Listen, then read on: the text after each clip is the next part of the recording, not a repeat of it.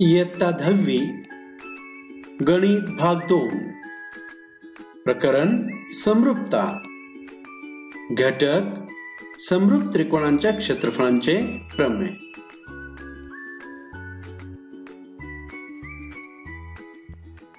समरूप त्रिकोणांच्या क्षेत्रफळांचे प्रमेय theorem of areas of similar triangles.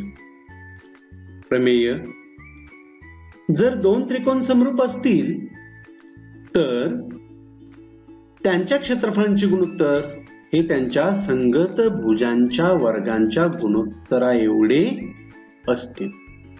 विद्यार्थी मित्रांनो, हे प्रमेय आपणास साध्य करावयाचे आहे।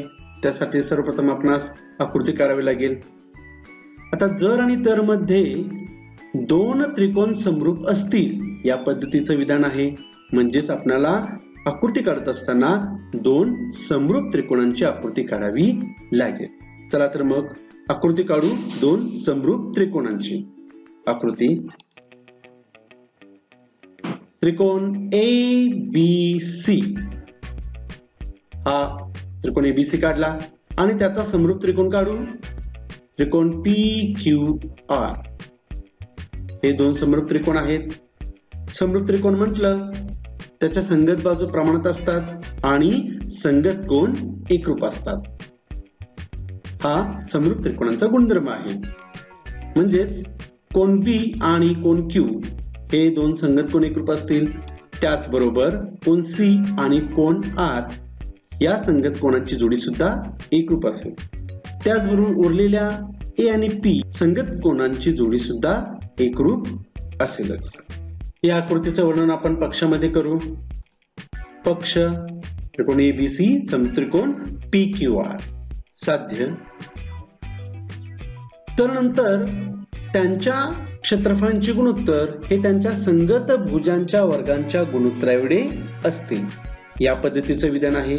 म्हणजेच त्रिकोण ABC चे क्षेत्रफळ आणि त्रिकोण PQR चे क्षेत्रफळ या दोन त्रिकोणांच्या क्षेत्रफळांचं गुणोत्तर हे त्यांच्या संगत बाजूंच्या वर्गांच्या गुणोत्तरा एवढे असतं। म्हणजेच एरिया ऑफ ट्रायंगल ABC छेद एरिया ऑफ ट्रायंगल PQR बरोबर AB ची संगत बाजू PQ म्हणजे यांच्या वर्गांचं गुणोत्तर AB वर्ग छेद PQ वर्ग बरोबर उरलेल्या संगत बाजूंच्या वर्गांचं गुणोत्तर BC वर्ग छेद QR वर्ग बरोबर AC वर्ग छेद PR वर्ग हे आपणास साध्य करायचं आहे। हे प्रमेय साध्य करण्यासाठी आपणास त्रिकोणांच्या क्षेत्रफळांच्या गुणोत्तराचा गुणधर्म वापरावा लागेल। आपणास माहित आहे दोन त्रिकोणांच्या क्षेत्रफळांचे गुणोत्तर हे त्यांच्या संगत पाया आणि उंची यांच्या गुणाकाराच्या गुणोत्तरा एवढे असते। या गुणधर्माचा वापर करता यावा यासाठी आपण एक रचना करू। रचना एक AD लंब बाजू BC वर एक PS लंब बाजू QR काढा। त्रिकोण ABC मध्ये A बिंदूतून बाजू BC वर लंब टाकला। एक AD लंब बाजू BC त्याचप्रमाणे त्रिकोण PQR मध्ये एक PS लंब बाजू QR काढला। सिद्धता आकृतीमध्ये त्रिकोण ABC व त्रिकोण PQR हे दोन्ही वेगवेगळे त्रिकोण आहेत असं आपण जर समजलं तर पहिल्या त्रिकोणाचा पाया BC उंची AD त्याचप्रमाणे दुसऱ्या त्रिकोणाचा पाया QR आणि उंची PS आहे। म्हणून या दोन त्रिकोणांच्या क्षेत्रफळांचं गुणोत्तर हे त्यांच्या संगत पाया आणि उंची यांच्या गुणाकाराच्या गुणोत्तरा एवढे असते। हा आपण त्रिकोणांच्या क्षेत्रफळांचा गुणधर्म अभ्यासलेला आहे त्याचा आपण या ठिकाणी वापर करू। म्हणून एरिया ऑफ ट्रायंगल ABC छेद एरिया ऑफ ट्रायंगल PQR बरोबर या दोन त्रिकोणांच्या क्षेत्रफळांचे गुणोत्तर हे BC गुणिले AD छेद QR गुणिले PS या गुणोत्तरा एवढे असते। हेच गुणोत्तर आपण BC छेद QR गुणिले एडी छेद PS याप्रमाणे लिहू शकतो. यास आपण विधान नंबर 1 देऊ. कारणात त्रिकोण क्षेत्रफळांचा गुणधर्म. आकृतीमध्ये त्रिकोण ABD व त्रिकोण PQS या दोन त्रिकोणांचा आपण विचार केल्यास आपल्या लक्षात येतं की कोण B एकरूप कोण Q आहे.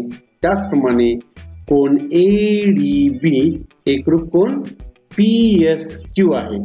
या ठिकाणी या दोन त्रिकोणाचे दोन संगत कोण एकरूप आहेत. म्हणूनच आपल्याला सांगता येईल त्रिकोण ABD व त्रिकोण PQS हे समरूप त्रिकोण आहेत. म्हणून आपण सिद्धतेमध्ये ही पुढील विधाने लिहू शकतो. त्रिकोण ABD व त्रिकोण PQS मध्ये कोण B एकरूप कोण Q, कारण पक्ष कोण ADB बरोबर कोण PSQ बरोबर 90 अंश. म्हणून त्रिकोण ABD समरूप त्रिकोण PQS, कारण कोको समरूपता कसोटी. त्रिकोण ABD व त्रिकोण PQS हे दोन्ही समरूप त्रिकोण आहेत. म्हणून यांच्या संगत बाजू प्रमाणात असतील. म्हणून आपण आवश्यक असणाऱ्या दोन संगत बाजूंचं या ठिकाणी गुणोत्तर घेऊ. AD छेद PS बरोबर AB छेद PQ. विधान नंबर 2. परंतु त्रिकोण ABC समरूप त्रिकोण PQR, म्हणून याही दोन्ही त्रिकोणांच्या संगत बाजू प्रमाणात असतील. म्हणून AB छेद PQ बरोबर BC छेद QR बरोबर AC छेद PR. यास विधान नंबर 3 देऊ. विद्यार्थी मित्रांनो, विधान नंबर 2 आणि 3 या दोन्ही विधानांचा विचार केला असता या दोन्ही विधानांमध्ये AB छेद PQ आणि AB छेद PQ ही दोन्ही गुणोत्तर समान दिसतात. याचाच अर्थ या दोन्ही विधानांमधील उरलेली गुणोत्तर ही समान असतील. याच गोष्टीचा वापर करून विधान नंबर 1 मध्ये काय बदल होतो ते पाहूया.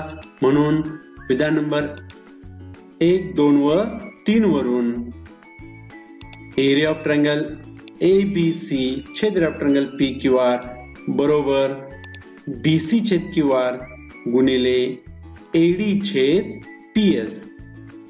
या पद्धतीचं पहिलं विधान आहे. या विधानामध्ये AD छेद PS या गुणोत्तराची किंमत BC छेद QR ही आहे. म्हणून BC छेद QR गुणिले BC छेद QR बरोबर BC गुणिले BC BC चा वर्ग होईल आणि QR गुणिले QR QR चा वर्ग होईल. म्हणून BC वर्ग छेद QR वर्ग आपल्याला मिळेल. म्हणून विधान नंबर 3 चा विचार करता आपल्याला सांगता येईल एरिया ऑफ ट्रायंगल ABC छेद एरिया ऑफ ट्रायंगल PQR बरोबर AB वर्ग छेद PQ वर्ग बरोबर BC वर्ग छेद QR वर्ग बरोबर AC वर्ग छेद PR वर्ग. म्हणूनच आपल्याला सांगता येतं दोन त्रिकोण समरूप असतील तर त्यांच्या क्षेत्रफळांचं गुणोत्तर हे त्यांच्या संगत भुजांच्या वर्गांच्या गुणोत्तराएवढे असते. हा व्हिडिओ आपणास आवडला असल्यास नक्कीच लाईक, शेअर आणि सबस्क्राईब करायला विसरू नका. धन्यवाद.